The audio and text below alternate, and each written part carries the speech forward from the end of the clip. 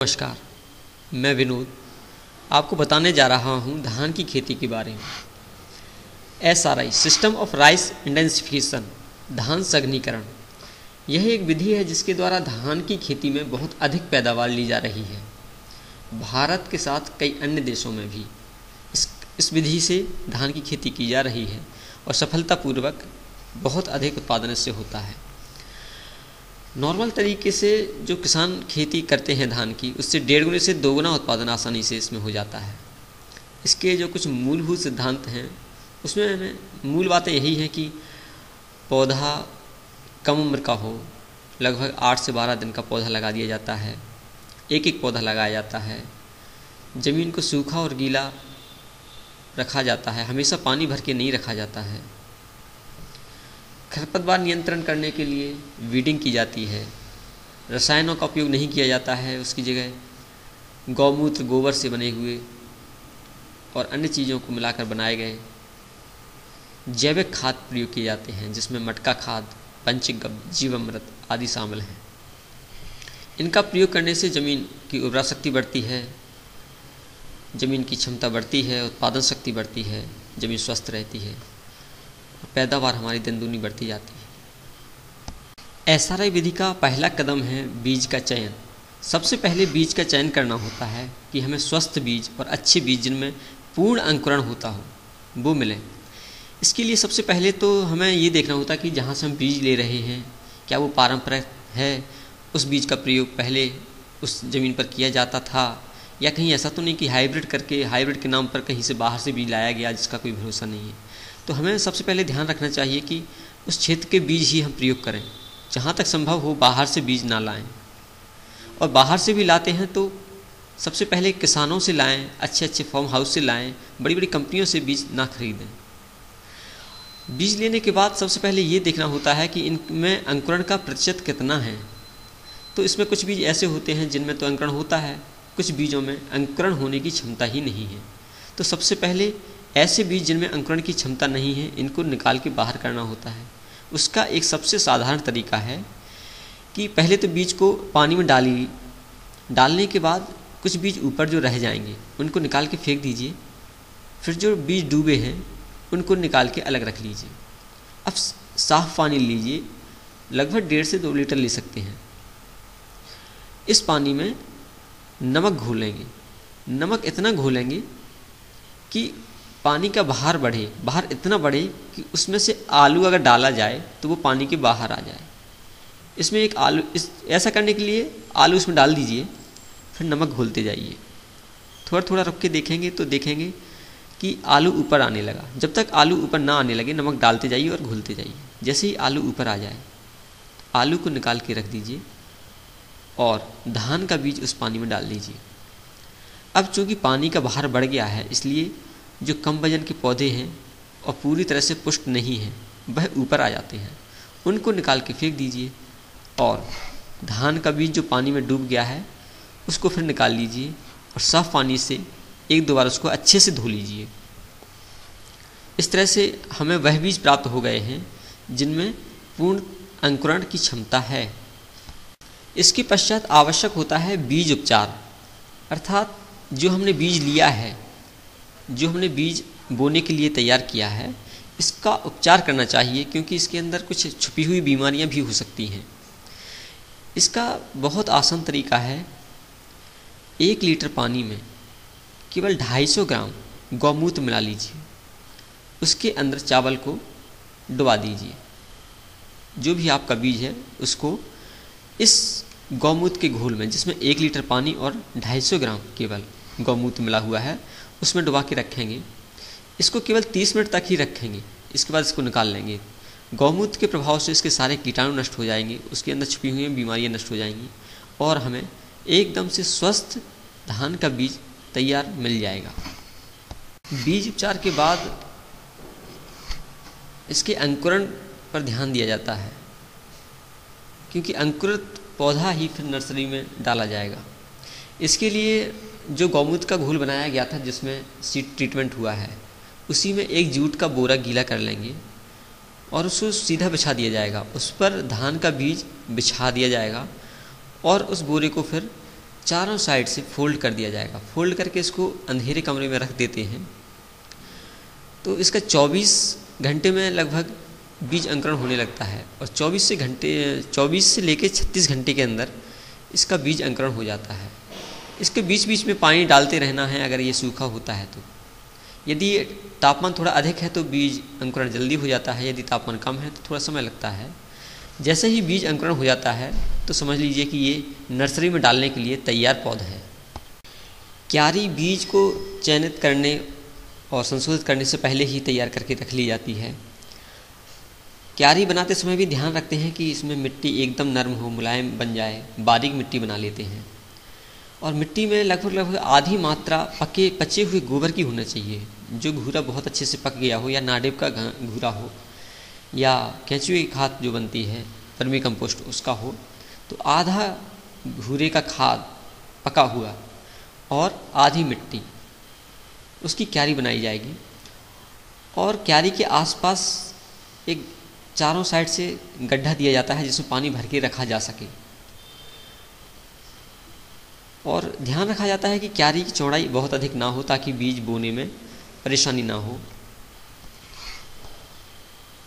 जिस खेत में धान लगाया जाना है उस खेत को तैयार करते समय ध्यान रखा जाना चाहिए कि इसकी जुताई भी गहरी हो, 2 या 3 जुताई आवश्यक हैं। बरसात होने से पहले एक गहरी जुताई अगर हो जाती है तो उससे खेत को काफ़ी फ़ायदा होता है। बरसात होने के बाद जैसे ही खेत सूखता है इसकी 2 बार जुताई कम से कम हो जानी चाहिए ताकि मिट्टी बारीक हो जाए।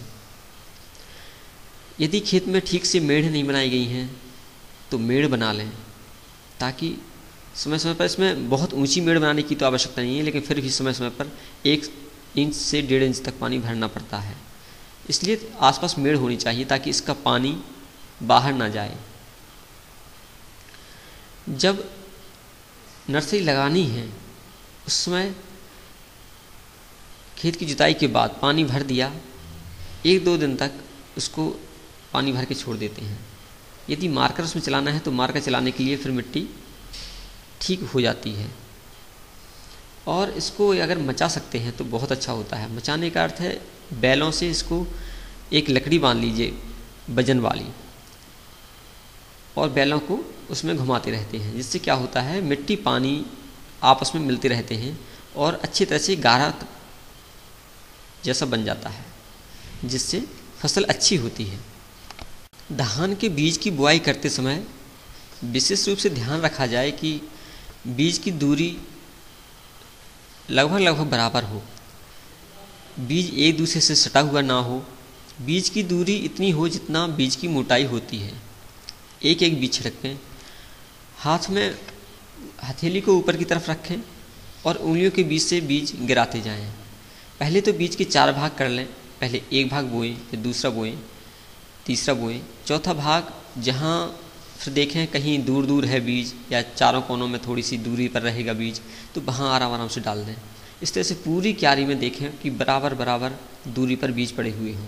जो बीज चिपक जाते हैं एक दूसरे के ऊपर चढ़ जाते हैं उनको लकड़ी से हटा के अलग कर सकते हैं।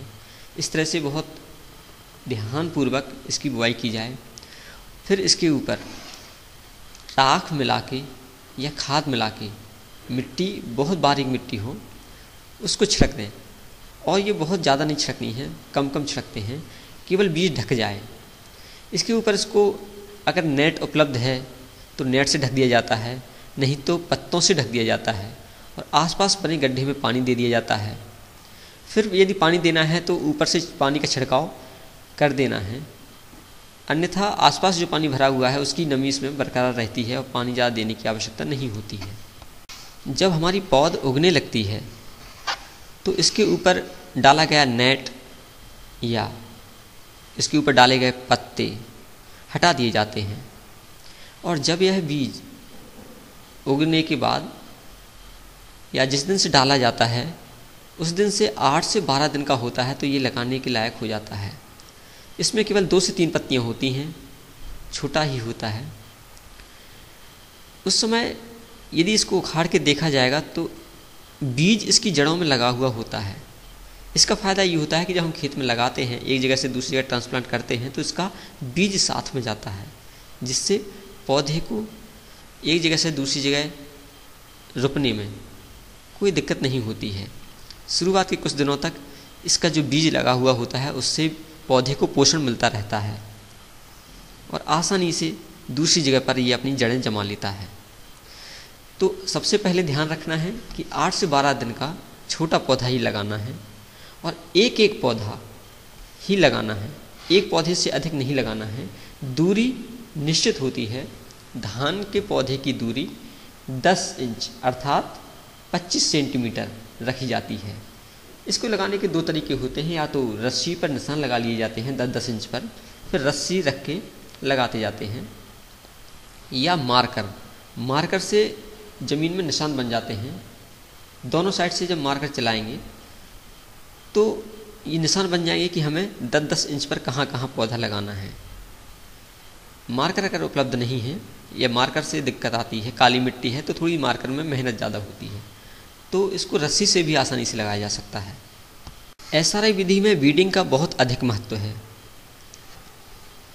बीडिंग में पौधों को हाथ से उखाड़ना नहीं है और पानी भर के भी नहीं रखना है। पानी भर के रखते हैं तो बीड्स आते नहीं हैं, लेकिन उससे धान को कुछ खास फ़ायदा होता नहीं है पानी भर के रखने से। इसमें पानी भर के नहीं रखना है, पानी केवल इतना देना है कि पानी दिया, फिर जब मिट्टी सूखने लगी तब फिर से पानी एक बार दे दिया, इस तरह से करना है। तो जब धान लगाई गई है उससे 10 दिन बाद पहली बार बीडिंग की जाएगी, और वो भी बीडर की सहायता से। बीडर एक छोटा सा औजार होता है जिसे हाथों से ढकाते हैं आगे की ओर, और इसका आगे लगा हुआ पहिया घूमता है जिससे मिट्टी ऊपर नीचे होती है। और जो खरपतवार उगी है या उगने वाली भी है, छोटी छोटी उपाई है, वो मिट्टी के अंदर मिलती जाती है। तो ये छोटी खरपतवार जब मिट्टी में मिल जाती है तो वो खाद का काम भी देती है, फसल को हरी खाद प्राप्त हो जाती है, और मिट्टी ऊपर नीचे होने से उसमें हवा प्रवेश कर जाती है, जिससे पौधे को बहुत अधिक फ़ायदा होता है। और यह बीडिंग 3 बार की जाती है 10-10 दिन के अंतराल से, अर्थात जब लगाया गया है तो उससे 10वें दिन, फिर उसके बाद 10 दिन बाद, फिर उसके बाद 10 दिन बाद 3 बार बीडिंग कर देने से फसल बहुत अच्छी घनी हो जाएगी और उसमें बहुत सारे कल्ले निकलते जाएंगे। जितनी आप बीडिंग करेंगे उतने कल्लों की संख्या ज़्यादा होती है। बीडिंग कम रह जाएगी तो कल्लों की संख्या भी कम हो जाएगी। तो बीडिंग पर विशेष ध्यान देना है। बीडिंग में थोड़ी सी मेहनत होती है, लेकिन उत्पादन भी इन्हीं सिद्धांतों पर निर्भर करता है। बीडिंग ठीक तरीके से की गई है तो इसके 60 से 100 कल्ले तक धान में आसानी से आते हैं, जो 2 गुने से भी ज़्यादा उत्पादन देने की क्षमता रखते हैं। तैयार धान होती है, बीडिंग ठीक से की जाती है तो इसका जो बीज होता है, जो बालियाँ आती हैं, बालियों में धान पूरा हृष्ट-पुष्ट आता है, खाली बाली कोई नहीं रहती है और हर कल्ले में बाली निकलती है। तो श्री विधि में आवश्यक कि सही समय पर बीडिंग हो, छोटी उम्र का पौधा लगे, पानी देना है, फिर सूखा रखना है, फिर देना है, फिर सूखा करना है। हमेशा पानी भर के नहीं रखना है, इस बात का विशेष ध्यान दिया जाता है। और पहली बीडिंग के तुरंत बाद इसमें छिड़काव करना पड़ता है पंचगव्य, जीवामृत या मटका खाद का। इसमें से पंचगव्य तो बहुत उपयोगी है, जबकि मटका खाद वगैरह है तो बहुत आसानी से बन जाता है। तो इसका जितना भी छिड़काव करेंगे मिट्टी में जीवन शक्ति उतनी ही बढ़ेगी, उत्पादन उतना ही अच्छा होगा। तो बीडिंग एक बहुत इम्पोर्टेंट पहलू है। बीडिंग के साथ साथ इसमें ये जो रसायन की जगह पे हम जीवामृत वगैरह, मटका खाद वगैरह छिड़कते हैं, इसका बहुत फ़ायदा होता है। मूलभूत सिद्धांतों को ध्यान में रखकर अगर धान की खेती की जाती है तो उत्पादन 100% अच्छा मिलता है। 1.5 से 2 गुना उत्पादन आसानी से मिलता है और लोग आसानी से इस विधि के द्वारा खेती कर रहे हैं। और भारत के अलावा कई और देशों में भी इस विधि का सफलतम प्रयोग किया गया है। बहुत ज़्यादा ज़मीन में संभव नहीं हो सकता है तो शुरू में लोग छोटी ज़मीन में करते हैं, थोड़ा कॉन्फिडेंस बढ़ता है, तो फिर धीरे धीरे ज़मीन का हिस्सा बढ़ाते हैं और इसका विकास हो रहा है। बहुत अच्छा इसका रिजल्ट है। तो इसी के साथ धन्यवाद।